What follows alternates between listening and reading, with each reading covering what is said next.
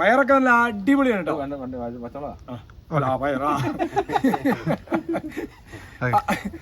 അപ്പോ കൃഷി അനുബന്ധ വീഡിയോ കുറച്ചായി നമ്മൾ വിട്ടിട്ടല്ലേ. ഇതിപ്പോൾ അടിപൊളി ഒരു തോട്ടത്തിലാണ് നമ്മളുള്ളത്. ഇതാ ഈ പന്തലിങ്ങനെ ഒരിക്കലും ഈ മഴക്കാലത്തും ഈ പന്തലിങ്ങനെ നിലനിൽക്കുന്ന ഇതൊരു ബീൻസിൻ്റെ പയറിൻ്റെ തോട്ടമാണുള്ളത്. സമ്മിശ്ര കൃഷി ചെയ്യുന്ന ചുരുങ്ങിയ സ്ഥലത്ത് ഏറ്റവും കൂടുതൽ വിളകൾ കൃഷി ചെയ്യുന്ന ഒരു കർഷകനെയാണ് നമ്മളിന്ന് പരിചയപ്പെടുത്തുന്നത്. അരവിന്ദാക്ഷൻ കൽപ്പറ്റ നഗരത്തിനുള്ളിലാണ് കേട്ടോ. കുറേയേറെ വിശേഷങ്ങളുണ്ട് അദ്ദേഹത്തിന്, എല്ലാം നമുക്ക് കാണാം.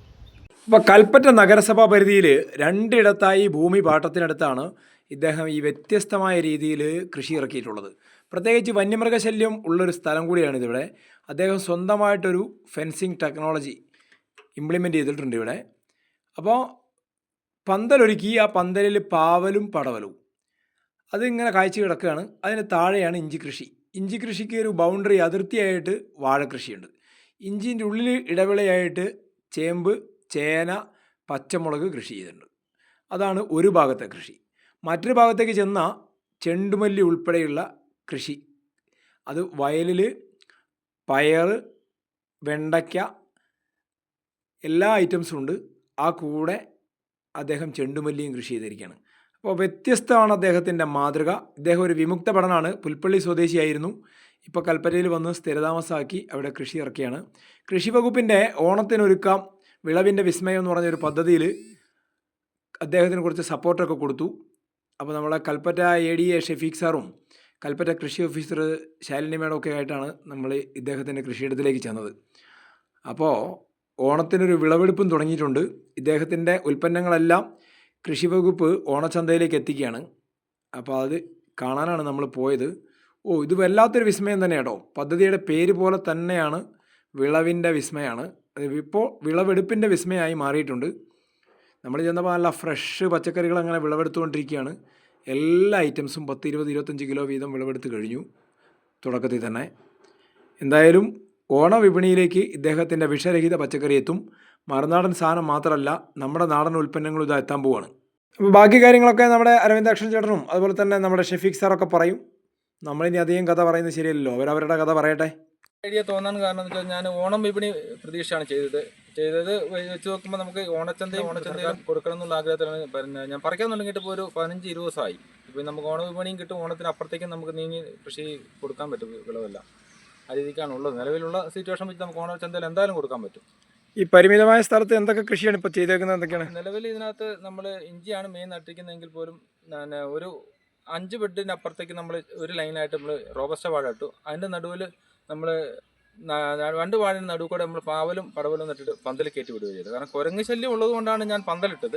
ആ പന്തലിട്ടതിന് മുകളിൽ വെറുതെ കിടക്കണ്ടല്ലോ എന്ന് പറഞ്ഞ് ഞാൻ പാവലും പടവലും കയറ്റി വിടുകയാണ് ചെയ്തത്.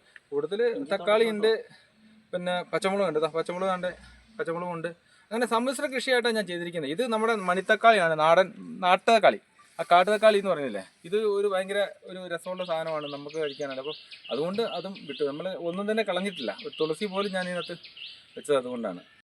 നമ്മുടെ കൃഷി വകുപ്പിൻ്റെ ഓണച്ചന്ത വരികയാണ്. 20-ാം തീയതി ഏകദേശം തുടങ്ങുമെന്ന് തോന്നുന്നു. അപ്പം അതിന് മുന്നോടിയായിട്ട് ഓണത്തിന് വിളവിൻ്റെ വിസ്മയം, സർക്കാർ ഓണത്തിന് ഒരുക്കാൻ വിളവിൻ്റെ വിസ്മയം. ഇപ്പോൾ ഞങ്ങൾ വിളവ് എടുത്തുകൊണ്ടിരിക്കുകയാണ്. വിളവിൻ്റെ വിസ്മയത്തിലേക്ക് കിടക്കുകയാണ്. ഇവിടെ ഈ കർഷകൻ ചെയ്തിരിക്കുന്നത് കൃഷിയിടത്തിലെ മാക്സിമം സ്പേസ് യൂട്ടിലൈസേഷനാണ്. ഈ ഇഞ്ചി കൃഷിയും അതിനോടൊപ്പം ഇടവിളയായി ചെയ്യുന്ന മുളകായാലും തക്കാളി ആയാലും, അതിനോടൊപ്പം ഇവിടെ പന്തൽ കയറ്റിയിട്ടുള്ള പടവലമായാലും പാവലായാലും വാഴയായാലും ഒരു കർഷകർക്ക് മാതൃകയാക്കാൻ കഴിയുന്ന ഒരു കൃഷിയിടമാണ്. അതും ലീസിനെടുത്തിട്ടുള്ള ഒരു സ്ഥലത്താണ് ഈ കൃഷി ചെയ്യുന്നത്. മാക്സിമം എന്തൊക്കെ വിള മാക്സിമം ഒരു കൃഷിയിടത്തിൽ ചെയ്യാൻ കഴിയുമോ, ആദായകരമാക്കി മാറ്റാൻ കഴിയുമോ എന്നുള്ള രീതിയിലേക്കുള്ള ഒരു ഉത്തമ ഉദാഹരണവും ഒരു വിജയഗാഥയുമാണ് ഈ കർഷകൻ. അതിൽ എടുത്തു പറയേണ്ട ഒരു വിഷയം എന്ന് പറയുന്നത്, ഈ വന്യമൃഗശല്യത്തെ നിയന്ത്രിക്കാൻ വേണ്ടി ഇദ്ദേഹം തന്നെ ഫെൻസിങ് ചെയ്തിരിക്കും. അത് വളരെ, കാരണം ഇപ്പോഴത്തെ വയനാട് കർഷകർ നേരിടുന്ന ഒരു പ്രധാന പ്രശ്നമാണ് വന്യമൃഗശല്യത്തിൻ്റെ കൃഷിയിടത്തിലുള്ള നാശം എന്ന് പറയുന്നത്. അപ്പോൾ അതിനിപ്പോൾ ബഹുമാനപ്പെട്ട കൃഷിമന്ത്രിയുടെ നേതൃത്വത്തിൽ തന്നെ സർക്കാർ വനമേഖലകളിൽ ഫെൻസിങ് ചെയ്തു വരുന്നു. പക്ഷേ നമ്മുടെ കർഷകർക്ക് തന്നെ കൃഷിയിടത്തിൽ തൻ്റെ കൃഷിയിടം വന്യമൃഗത്തിൽ നിന്ന് സംരക്ഷിക്കാൻ വേണ്ടിയിട്ട് ഫെൻസിങ് ചെയ്യുക എന്ന് പറയുന്നത് അത് ഒരുപാട് കർഷകർ അവലംബിച്ച് വരുന്നുണ്ട്. മാതൃകയാക്കേണ്ട ഒരു വിഷയവും കൂടിയാണ്. നമ്മൾ വന്യമൃഗ ശല്യം ഉണ്ടെങ്കിൽ നമ്മൾ ഫെൻസിങ് കൃത്യമായിട്ട് ഇടണം. ഞാനിപ്പോൾ ഈ പന്തലിട്ടിരിക്കുന്നത് തന്നെ അതിന് കാരണം തന്നെ കുരങ്ങ് ശല്യം കൊണ്ടാണ്, ഇതൊന്നും സ്വഭാവം കൊണ്ടാണ് ചെയ്യുന്നത്. അപ്പം ഞാൻ ആ പന്തലിന് ഒരു 10-20,000 രൂപ മുടക്ക് വന്നു, അതെങ്ങനെ തിരിച്ചു പിടിക്കാമെന്നൊരു ചിന്താഗതിക്കാണ് ഞാൻ പാവലും പടവലും നട്ടിരിക്കുന്നത്. എനിക്ക് അത്രമേൽ പിടിച്ച് കിട്ടിയില്ലെങ്കിൽ പോലും എനിക്ക് നഷ്ടങ്ങളും ഇല്ലാത്ത രീതിയിൽ കാര്യങ്ങൾ നടത്താൻ പറ്റും. അതുകൊണ്ട് അതൊരു വിജയം. അപ്പോൾ നമ്മൾ ഫെൻസിങ് കൃത്യമായിട്ട് കൊടുക്കണം. ഒരു 3 ലൈൻ ഫെൻസിങ് കൊടുത്ത് നമ്മൾ അത് അപ്പുറത്തെ വീഡിയോ നമുക്ക് എടുക്കാം, തൊട്ടപ്പുറത്ത് തന്നെ ഉണ്ട്. അപ്പോൾ അത് കൃത്യമായിട്ട് നോക്കി നമ്മൾ എടുക്കുവാണെങ്കിൽ നന്നായിരിക്കും. അപ്പോൾ അത് അതിന് എന്ത് സഹായം വേണമെങ്കിലും ചോദിച്ചു കഴിഞ്ഞാൽ ഞാൻ പറഞ്ഞു കൊടുക്കാൻ പറ്റും. നമ്മൾ വയനാട്ടിലുള്ള ഒരാൾ തന്നെ ഉണ്ടാക്കുന്ന ഒരു ഫെൻസിങ് സിസ്റ്റമാണ്. അതിൽ നിന്ന് നമ്മൾ കമ്പി മാത്രം വാങ്ങിയാൽ മതി, ബാക്കിയെല്ലാം പുള്ളി കയ്യിൽ തരും. ഒരു 10,000 രൂപ മുടക്കി കഴിഞ്ഞാൽ നമുക്കൊരു 40 ഏക്കർ വരെ നമുക്ക് ചെയ്യാനുള്ള സിസ്റ്റമുണ്ട്. പച്ചമുളകൊക്കെ അടിപൊളിയായിട്ട് തന്നെ. അപ്പോൾ ഫ്രഷായിട്ട് നിങ്ങൾക്ക് ഇവിടെ വന്നാലും വാങ്ങാം, മാർക്കറ്റിലും വാങ്ങാം. ഓണച്ചന്തയിൽ എന്തായാലും കൽപ്പറ്റയിലെ ഓണച്ചന്തയിൽ ഇദ്ദേഹത്തിൻ്റെ ഈ പയറൊക്കെ അടിപൊളിയായിട്ടുള്ള പയറുണ്ട്, എല്ലാ ഐറ്റംസും ഉണ്ടാവും. അപ്പോൾ ഇദ്ദേഹം ഒരു വിമുക്ത ഭടനാണ്, അതിനൊരു സല്യൂട്ട്. പിന്നെ നിങ്ങൾ നല്ല ഐഡിയപരമായിട്ട് കൃഷിയൊക്കെ ചെയ്തിട്ടുണ്ട്. അപ്പോൾ ഒരു മാതൃകാ കർഷകനാണ്, അതിനൊരു 2ാമത്തെ സല്യൂട്ടും. അപ്പോൾ ഈ സല്യൂട്ടാണ് നമ്മൾ ഓരോരുത്തരും കർഷകർക്ക് കൊടുക്കേണ്ടത്. പിന്നെ അത് മാത്രം പോരാ, ഓണത്തിന് ഇവരെ പോലുള്ള കർഷകരുടെ പച്ചക്കറികൾ, നാടൻ പച്ചക്കറികൾ നമ്മൾ വാങ്ങുകയും വേണം.